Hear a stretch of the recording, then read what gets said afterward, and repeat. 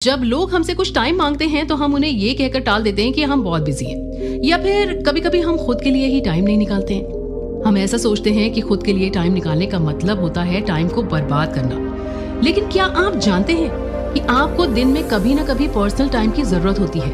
ये सबके लिए बहुत जरूरी है। फिर आप सोचेंगे कि अगर आप दिन भर बिजी रहते हैं और रात में आप थके हुए होते हैं तो आप खुद के लिए टाइम निकालेंगे कब?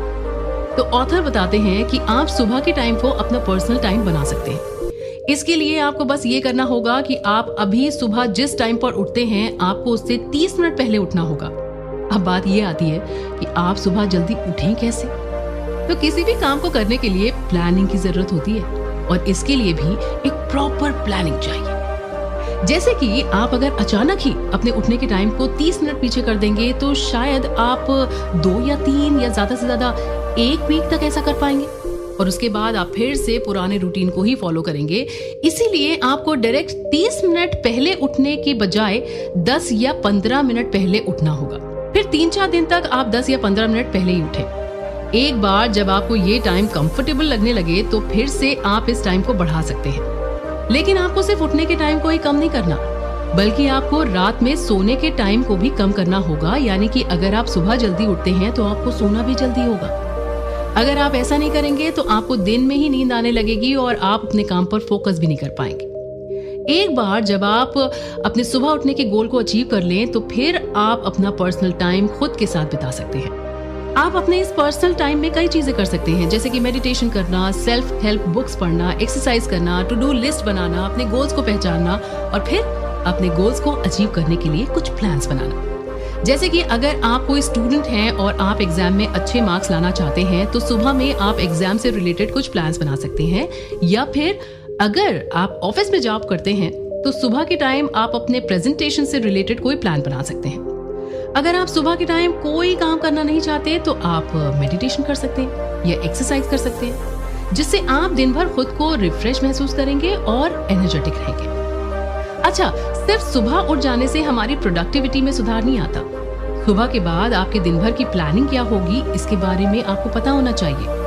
अगर आप भी उन लोगों में से हैं कि जो अपना दिन बिना किसी प्लानिंग के शुरू करते हैं और फिर वैसे ही अपना दिन खत्म कर लेते हैं, तो ऑथर बताते हैं कि ये अच्छी आदत नहीं है।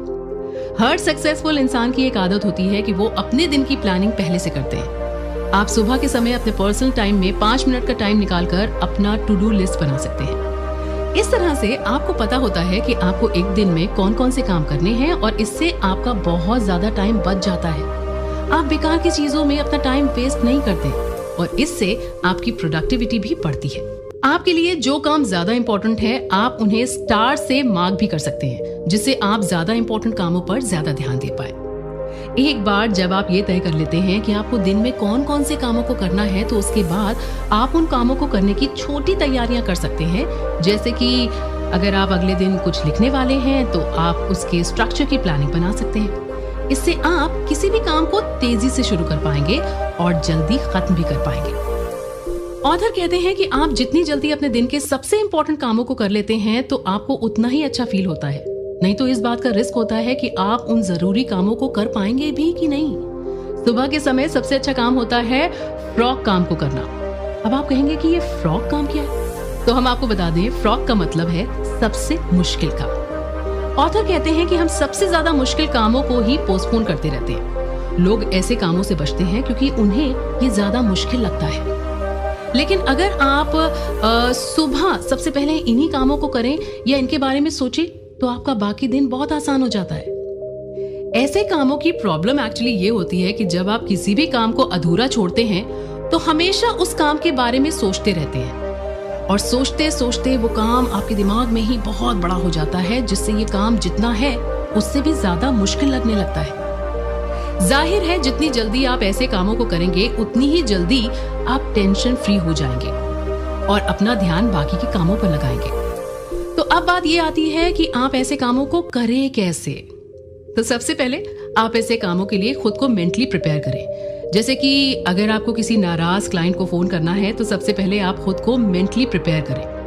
पहले ही उस काम के रिजल्ट के बारे में ना सोचें और पूरे कॉन्फिडेंस के साथ उस काम को करें। आप देखेंगे कि आपको वो काम जितना मुश्किल लग रहा था असल में उतना था नहीं। एक बार जब आप इन कामों को पूरा कर लेते हैं तो आप मेंटली फ्री हो जाते हैं और अपना पूरा ध्यान बाकी के जरूरी कामों पर लगा पाते हैं। अब हम जानेंगे कि काम के दौरान ब्रेक लेने से आपकी प्रोडक्टिविटी में सुधार कैसे होता है।